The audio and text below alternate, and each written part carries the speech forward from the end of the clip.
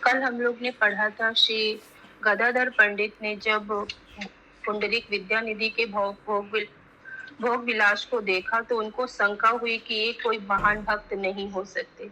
लेकिन जब उनके भगवत प्रेम को देखा तब उनको उनकी शंका दूर हुई और उन्होंने उनको अपना गुरु बनाने के लिए सोच लिया। अब हम फिर इसके बाद महाप्रभु ने और नित्यानंद प्रभु ने, सची माता ने जो सपना देखा था कि वो दोनों 5 साल के बच्चे हो गए हैं, वैसे ही उन्होंने महाप्रभु ने और नित्यानंद प्रभु ने सची माता को वो 2 बाल रूप दिखाए थे। अब हम लोग इसके आगे पढ़ेंगे। हरे कृष्णा। कई बार महाप्रभु इतना प्रचंड नृत्य करते कि पृथ्वी डोलती हुई प्रतीत होती, परंतु जब वे सौम्य भाव में नृत्य करते तो उन्हें देखकर सबको श्री कृष्ण का स्मरण हो आता। कई बार महाप्रभु भूमि से थोड़ा ऊपर मानो हवा में चलते, परंतु प्रत्येक व्यक्ति उनकी इस लीला को नहीं देख पाता। भाव विभोर होकर नृत्य करते हुए श्री विशंबर किसी के चरण पकड़ लेते, अगले ही क्षण वे किसी का गला पकड़कर झूलते हुए रोने लगते। फिर अगले क्षण वे किसी के कंधे पर जा चढ़ते। वे विभिन्न वाद्य यंत्रों की आवाज निकालते। कई बार वे जोर से हंसते हुए अपने पैर हिलाते, फिर वे झुक जाते और छोटे बच्चे के समान घुटनों पर चलने लगते। कई बार श्याम सुंदर श्री कृष्ण के भाव में वे घंटों त्रिभंग रूप में खड़े रहते। अपनी बांसुरी बजाते हुए वे बिल्कुल श्री कृष्ण जैसे दिखाई देते। कुछ समय पश्चात वे अपने इस ईश्वर भाव से बाहर आते और एक सामान्य भक्त जैसा व्यवहार करने लगते।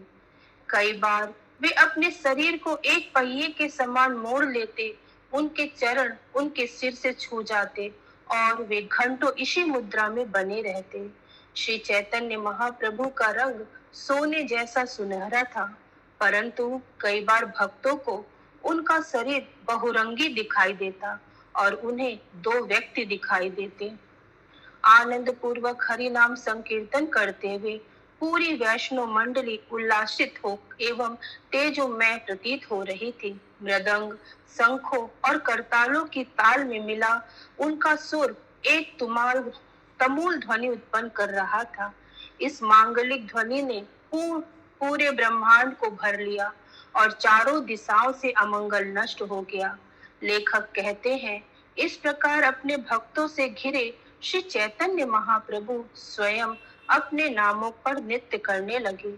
केवल परम सौभाग्यशाली लोगों को ही पूर्ण पुरुषोत्तम भगवान का नृत्य देखने का अवसर मिलता है।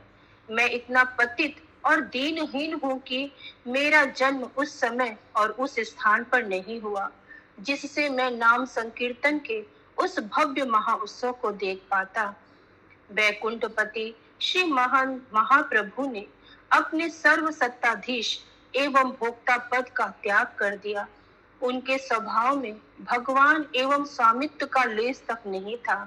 अपनी लीलाओं में श्री गौर सुंदर दासत्व की भावना में उत्कट विरह का अनुभव करते और रोते हुए भूमि पर लोटपोट हो जाते। अंततः दीनता पूर्वक वे अपने दांतों में तृण लेते और भक्ति में सेवा में संलग्न होने के लिए प्रार्थना करते। महाप्रभु के इस ज्वलंत उदाहरण को देखने के पश्चात भी यदि कोई दीनहीन मनुष्य भगवान की भक्ति का तिरस्कार करता है तो वह दुर्भागा उस व्यक्ति के समान है जो अमृत फेंक कर विष पीना चाहता है। श्री गौर सुंदर ने दिव्य प्रेम के उन लक्षणों को प्रकट किया जिसका वर्णन श्रीमद् भागवतम में भी नहीं है और ना ही आज तक किसी ने उनके बारे में सुना है। कई बार उनकी देह पत्थर की मूर्ति के समान कठोर हो जाती और अगले ही क्षण माखन के समान इतनी कोमल हो जाती मानो उनके शरीर में हड्डियां ही ना हो। कई बार महाप्रभु अपने वास्तविक आकार से दुगने दिखाई देते और कई बार उससे छोटे और पतले। कई बार वे एक शराबी के समान अचानक ठहाके मारकर ऐसे हंस पड़ते कि उनकी पूरी देह जोर जोर से हिलने लगती। अपने चारों ओर वैष्णव को एकत्र देखकर श्री गौर सुंदर उन्हें उनके पूर्व नामों से संबोधित करने लगते उनकी ओर देखकर वो चिल्लाने लगते, हलधर, शिव, शुक, नारद, प्रहलाद, लक्ष्मी, अज, ब्रह्मा, उद्धव इत्यादि। इस प्रकार महाप्रभु ने भक्तों के सम्मुख उनके वास्तविक स्वरूप को उजागर किए।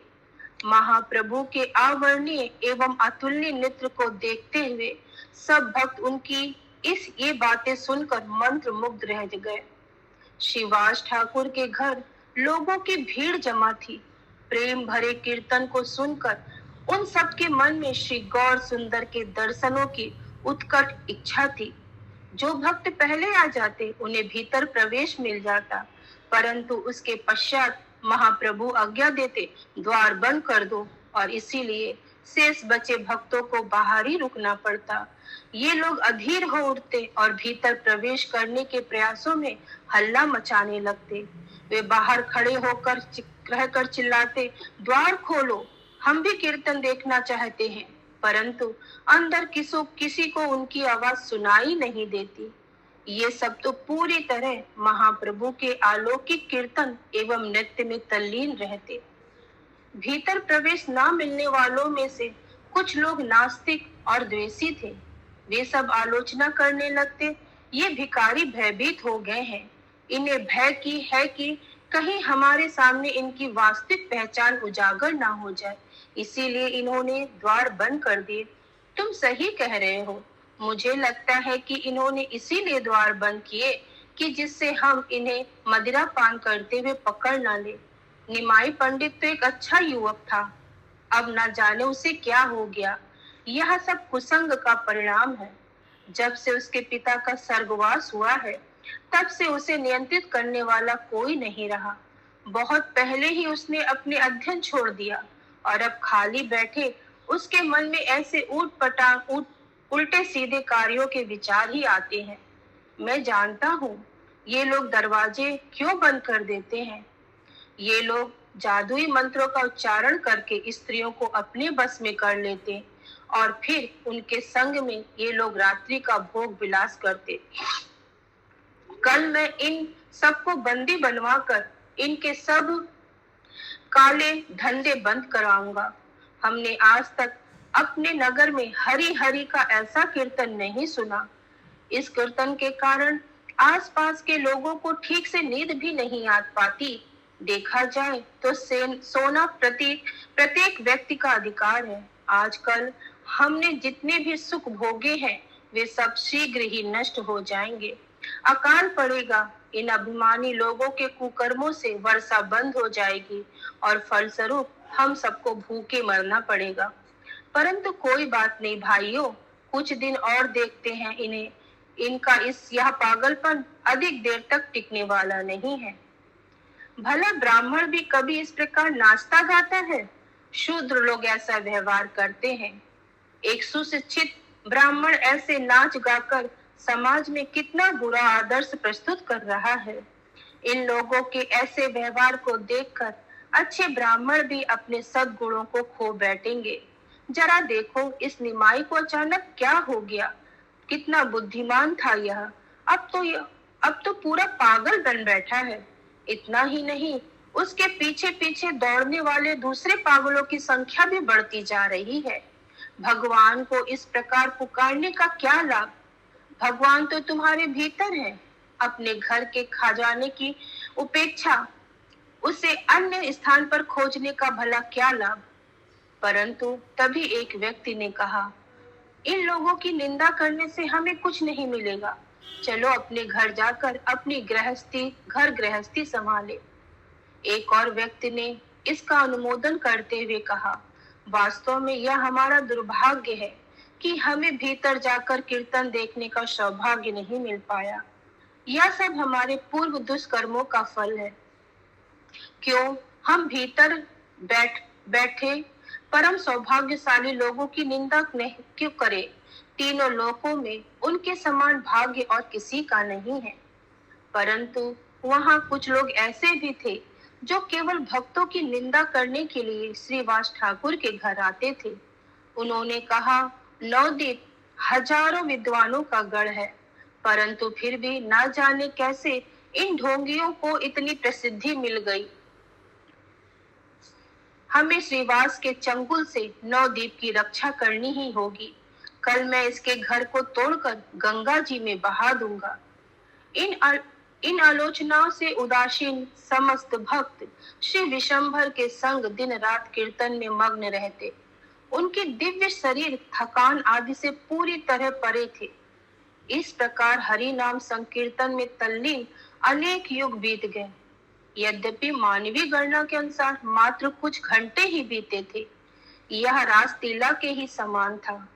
यद्यपि रासलीला केवल कुछ घंटों ही चली, तथापि भगवान श्री कृष्ण के प्रभाव से वह रात्रि ब्रह्मा जी की आयु जितनी विस्तारित हो गई थी। एक रात्रि सूर्योदय से लगभग 1 घंटे पहले महाप्रभु ने अचानक अपना नृत्य रोक दिया। वे वेदिक तक पहुंचे और सालग्राम शिलाओं को उठाकर अपनी गोद में रखते हुए स्वयं वहां बैठ गए। महाप्रभु के भार से वेदी टूट गई और एक प्रचंड ध्वनि हुई। नित्यानंद प्रभु ने दौड़कर उसे संभाला। इस प्रकार अनंत शेष द्वारा पकड़े जाने से वेदी स्थिर हो गई और महाप्रभु सुखपूर्वक वहां बैठकर आगे पीछे डोलने लगे। महाप्रभु ने कीर्तन रोकने का आदेश दिया। धीरे धीरे सब शांत होने लगे। उस समय महाप्रभु ने गर्जनकारी स्वर में अपनी वास्तविक पहचान उजागर करते हुए कहा, मैं ही देवकी नंदन कृष्ण तथा संपूर्ण सृष्टि का ईश्वर एवं स्वामी हूँ। तुम सब मेरे नित्य सेवक हो और अपने गीतों एवं स्तुतियों द्वारा मेरा ही गुणगान करते हो। तुम सबके ऊपर अपनी कृपा दिखाने के लिए मैंने कलयुग में अवतार लिया है। इस प्रकार मैंने तुम्हारे द्वारा अर्पित भोजन और अन्य उपहार स्वीकार किए हैं। जब सब भक्त दौड़कर महाप्रभु के खाने के लिए विभिन्न व्यंजन एवं भोज्य पदार्थ लाने लगे, महाप्रभु खाते हुए बार बार दोहराने लगे, और जो कुछ भी है सब ले आओ। देखते देखते वे 200 लोगों के लिए पर्याप्त भोजन खा गए। तब उन्होंने कहा, और लाओ। अरे क्या आपके पास और कुछ नहीं बचा? भोजन सामग्री को समाप्त होते देखकर सब भक्त चिंतित हो उठे। विशंबर के उस भाव को देखकर सब भयभीत एवं विस्मित थे और इस स्थिति से उबरने के लिए वे उन्हीं का आश्रय लेने लगे। हाथ जोड़कर उन्होंने प्रार्थना की, हे भगवान, आपकी योग शक्तियों को भला हम साधारण मनुष्य कैसे समझ सकते हैं। जिस व्यक्ति ने अपने उदर में संपूर्ण ब्रह्मांड को समेटा हुआ है, उसे हम अपने इन तुच्छ उपहारों से कैसे संतुष्ट कर सकते हैं। महाप्रभु ने उत्तर दिया, मैंने कभी नहीं सोचा था कि मेरे भक्तों के उपहार छोटे अथवा तुच्छ हैं। मेरे लिए कुछ और लाओ। तुम्हारे पास और क्या है? भक्तों ने उत्तर दिया, हमारे पास बस थोड़ा सा कपूर चावल बचा है।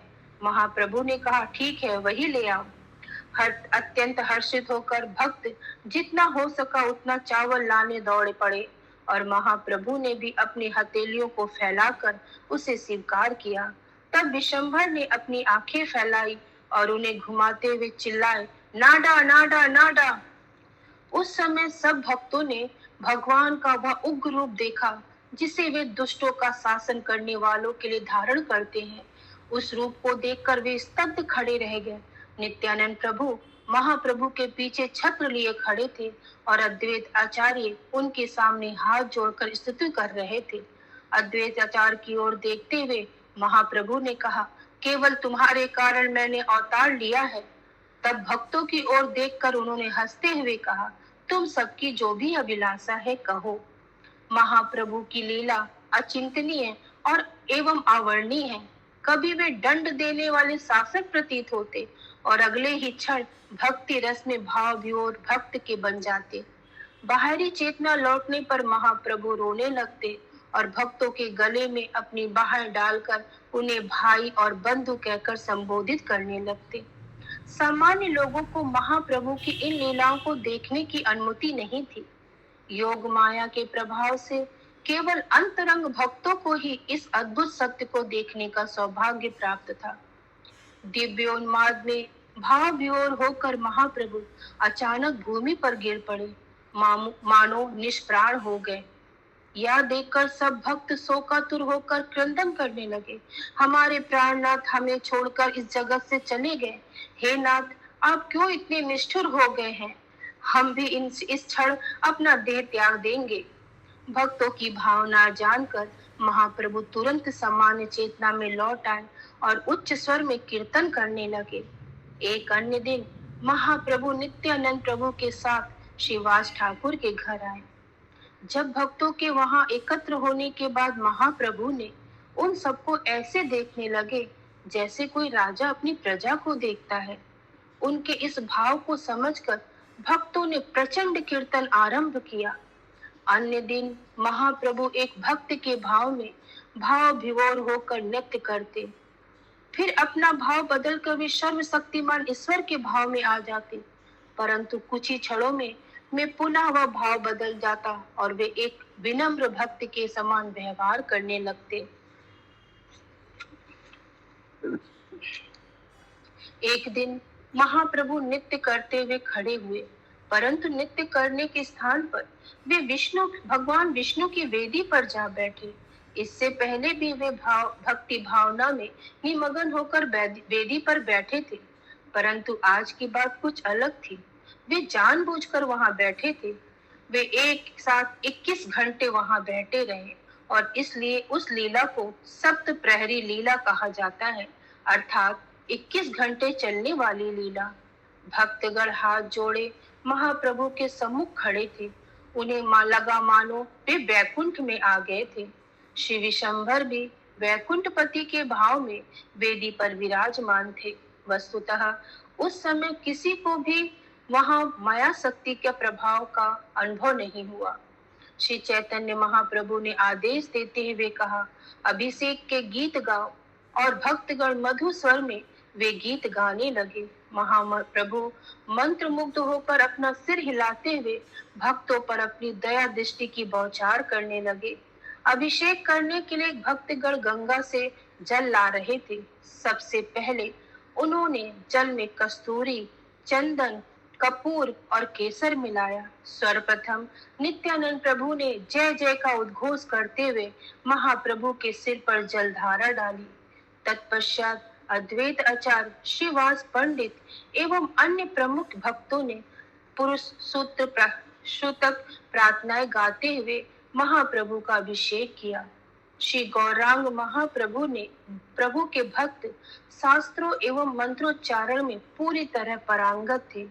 महाप्रभु बैठे रहे और भक्तगण एक एक करके आगे आते और उनका अभिषेक करने लगे। सामान्यतः ऐसे अवसरों पर 108 घड़ों से अभिषेक किया जाता, परंतु इस दिन यह संख्या बहुत पीछे छूट गई। यहाँ तक कि देवता गण भी भिन्न भिन्न वेश बदलकर इस अवसर का लाभ उठाने के लिए वहां पहुंच गए। श्रीवास ठाकुर के दास दासी गंगा से जल लाने का कार्य कर रहे थे। उनमें से एक दासी का नाम था दुखी। उसे इस प्रकार व्यस्त देखकर महाप्रभु ने उससे कहा, और जल लाओ, लाती रहो। वस्तुतः महाप्रभु उसकी भक्ति भावना से इतने प्रसन्न थे कि उन्होंने उसका नाम बदलकर सुखी रख दिया। इस प्रकार उन्होंने इंगित किया कि उन्होंने उसके सब दुख हर लिए। महाप्रभु को स्नान कराने के पश्चात भक्तों ने उनके शरीर को पोंछा, नवीन वस्त्र पहनाए और उनकी स्वर्णिम अंगों पर चंदन का लेप लगाया। तब पूरे स्थान को साफ किया गया और 110 उपचार अर्पित करके 10 अक्षरी गोपाल मंत्र के उच्चारण के साथ भक्तों ने चंदन के साथ मिश्रित तुलसी दल महाप्रभु के चरण कमलों पर अर्पित किया। तत्पश्चात सब भक्तों ने महाप्रभु को साष्टांग प्रणाम किया। महाप्रभु के प्रति अपूर्व प्रेम का अनुभव करते हुए भक्तों की आंखों से आंसू बह निकले। गुणगान करते हुए उन्होंने कहा, संपूर्ण ब्रह्मांड के नायक की जय हो। त्रिताप से पीड़ित इस जग के लोगों पर कृपया अपनी दया दृष्टि कीजिए।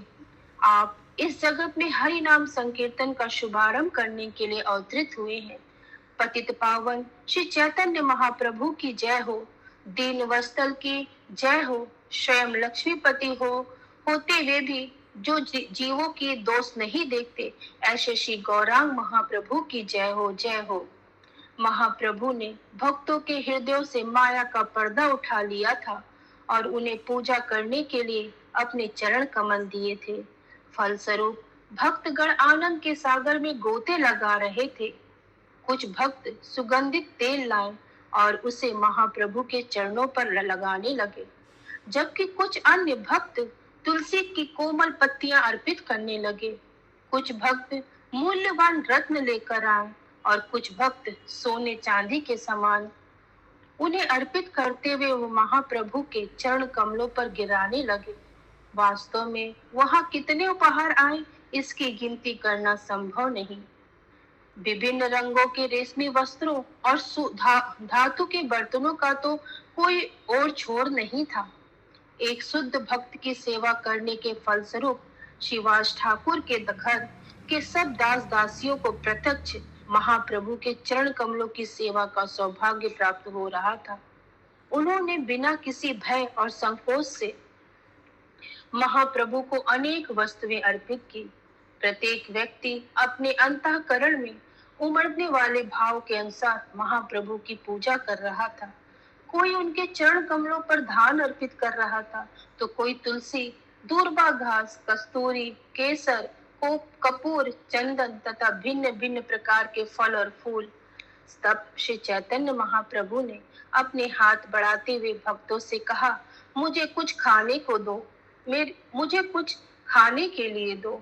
यह सुनते ही भक्तगण विभिन्न प्रकार के व्यंजन लाने के लिए दौड़ पड़े और छड़ों में केले, मूंग दाल, दही, रबड़ी, मक्खन और दूध ले आए। उन्होंने वे सब वस्तुएं महाप्रभु के हाथों में रखी और वे सब खा गए। कुछ भक्त दौड़कर बाजार गए और अत्यंत उत्कृष्ट व्यंजन लेके आए। उन्होंने महाप्रभु को नारियल, भिन्न प्रकार की मिठाई, जामुन, तरबूज, गन्ना इत्यादि दिए। कुछ लोग गंगा से जल भर लाए। वास्तव में सैकड़ों भक्त गंगा से सैकड़ों मटके भरकर जल लाए और महाप्रभु सारा जल पी गए। दही, रबड़ी और दूध के सैकड़ों मटके, केलों के सैकड़ों घन और ढेरों मिठाई खा गए। उनके खुले मुख में तीव्रता से इन सब वस्तुओं को जाते देखकर सब भक्त विस्मित रह गए। भक्तों की भेंट स्वीकार करने के बाद महाप्रभु उन सब के पूर्व की बातें बताने लगे। महाप्रभु ने कहा, श्रीवास ठाकुर से कहा, श्रीवास, क्या तुम्हें स्मरण है कि वह दिन जब तुम देवानंद पंडित के घर श्रीमद् भागवतम सुनने के लिए गए थे? चूंकि श्रीमद् भागवतम का प्रत्येक शब्द अमृत से ओतप्रोत है, उसे सुनकर तुम्हारा हृदय द्रवित हो गया। वस्तुतः तुम्हारे नेत्रों से आंसुओं की वर्षा होने लगी। तुम अचेत होकर भूमि में गिर पड़े। देवानंद पंडित के अज्ञानी शिष्य तुम्हारे मनोभाव से अनभिज्ञ थे। वे नहीं जानते थे कि तुम्हारा अंतःकरण श्री कृष्ण प्रेम में निमग्न है। भागवत कथा में तुम्हें विधन समझकर उन्होंने तुम्हें उठाकर बाहर सड़क पर छोड़ दिया और सब कुछ देखकर भी देवानंद पंडित ने अपने छात्रों को रोकने का प्रयास नहीं किया। उसे भी अपने छात्रों के समान भगवत भक्ति का कोई ज्ञान नहीं था। चेतना लौटने पर तुमने स्वयं को मार्ग पर पड़ा पाया और भारी हृदय के साथ तुम अपने घर लौट आए। तुम्हारा चित्त विषाद से भय भरा रहने लगा और फलस्वरूप तुमने दूसरों से मिलना जुलना बंद कर दिया। तुम्हारे हृदय में केवल श्रीमद् भागवतम सुनने की इच्छा शेष थी। तुम्हारी शोकग्रस्त अवस्था को देखकर मैं वैकुंठ से अवतरित होकर तुम्हारे हृदय में प्रविष्ट हुआ और श्रीमद् भागवतम पढ़ते समय तुम दिव्य प्रेम से भरकर रोने लगे। वस्तुतः तुम्हारे आंसुओं से तुम्हारा आसन एवं आसपास का स्थान भीग गया। जब श्रीवास ठाकुर ने यह सब सुना, वे आश्चर्यचकित रह गए। भगवान के प्रति प्रेम बस उनका हृदय द्रवित हो उठा। महाप्रभु अपने सिंहासन पर बैठे तंबूल चबा रहे थे और सारे भक्तगण जय सच्चिदानंदन जय सच्चिनंदन का उद्घोष करते हुए नृत्य कर रहे थे। यदि महाप्रभु देखते कि कोई भक्त वहां नहीं है, तो वे उसे बुलवाते, भक्तों के सिर पर अपना हाथ रखते हुए कहते, मुझे खाने के लिए कुछ दो। महाप्रभु ने एक भक्त से पूछा, क्या तुम्हें उस रात का स्मरण है जब मैं एक वैद्य बनकर तुम्हारे पास आया था और तुम्हारे बिस्तर के निकट बैठकर तुम्हारे ज्वर का शमन किया था? गंगादास को देखकर महाप्रभु ने कहा, क्या तुम्हें वह रात याद है जब तुम अपने परिवार को मुसलमान राजा और उसके सिपाहियों से बचाने के लिए भाग रहे थे? भागते भागते तुम नदी तक आए, परंतु उस रात किसी नाविक को वहां ना देखकर तुम अत्यंत निराश होकर रोने लगे। तुम मुसलमान सैनिकों द्वारा अपनी पत्नी एवं बच्चों के साथ दुर्व्यवहार सहन नहीं कर पाते, इसीलिए तुमने गंगा जी में छलांग लगाकर अपने प्राण त्यागने का निश्चय किया। उस समय मैं एक नाविक बन का रूप लेकर तुम्हारे पास नाव लेकर आया। प्रसन्न होकर तुमने कहा, अरे भाई, जरा मुझे नदी पार करा दो, मैं तुम्हें अपना जीवन, धन, शरीर तथा सब कुछ दे दूंगा। मैं पूरी तरह तुम्हारे ऊपर आश्रित हूँ, कृपया हमें किसी सुरक्षित स्थान पर ले जाओ। इस प्रकार तुम्हें नदी पार करवा कर मैं अपने बैकुंठ लौट आया। महाप्रभु ने गंगादास से पूछा, क्या तुम्हें इस घटना का स्मरण है? महाप्रभु के मुख से यह वृत्तांत सुनकर गंगादास पंडित इतना भाव विभोर हो गए कि भूमि पर गिरकर दिव्य मोद में लौटने लगे। महाप्रभु के सुनहरे अंगों पर चंदन का लेप लगा था। सुगंधित फूलों की माला पहनकर सिंहासन पर बैठे हुए अत्यंत सुंदर दिख रहे थे। उनका एक प्रिय परिकर उन्हें पंखा कर रहा था, दूसरे उनके केस संवार रहा था और एक अन्य उनके लिए पान बनाकर उन्हें खिला रहा था। नृत्य कर रहे भक्तों ने उन्हें चारों ओर से घेरा हुआ था। प्रत्येक भक्त अपने हृदय में एक अवर्णीय हर्षोल्लास का अनुभव कर रहा था, मानो वे पृथ्वी से बैकुंठ में स्थानांतरित हो गए हों। महाप्रभु अत्यंत उदार भाव में थे और भक्तों को सब प्रकार से आशीर्वाद देने के लिए तत्पर थे। उन्होंने आदेश देते हुए कहा, जाओ और तुरंत श्रीधर को ले आओ। वह सदा विरह भाव में मेरा चिंतन करता है। मैं चाहता हूँ कि वह मेरा ऐश्वर्य देखे। वह तुम्हें गांव की सीमा पर मिलेगा। वहां जाओ और प्रतीक्षा करो। जो व्यक्ति जोर जोर से मेरा नाम पुकारता दिखाई दे, उसे यहाँ ले आओ। महाप्रभु के आदेश को पूरा करने के लिए वैष्णव श्रीधर के घर की दिशा की ओर दौड़ पड़े। श्रीधर केला वृक्ष के छाल के दोने बनाकर बेचा करते थे। अपनी आमदनी का आधा हिस्सा वे गंगा मैया की पूजा पर खर्च कर देते और शेष आधे में अपनी जीविका चलाते। यह खरे भक्त की परीक्षा है। श्रीधर महाराज युधिष्ठिर के समान अत्यंत ईमानदार और सत्यवादी थे। सामान बेचते समय वे केवल सही मूल्य बताते और भाव तोल नहीं करते, इसीलिए लोगों को उनकी दुकान से वस्तुएं खरीदना अच्छा लगता। वास्तव में श्रीधर अत्यंत महान व्यक्ति थे, परंतु सामान्य लोग इससे अनभिज्ञ थे। वे उन्हें केला बेचने वाला एक साधारण दुकानदार मानते थे। हरे कृष्ण। नमो विष्णुपादाय कृष्ण पृष्ठाय भूतले श्रीमते भक्ति वेदांत स्वामी नाम्ने नमस्ते सरस्वती देवी गौरवाणी प्रचार निर्विशेष शून्यवादी पाश्चात्य देश। श्रील प्रभुपाद की जय।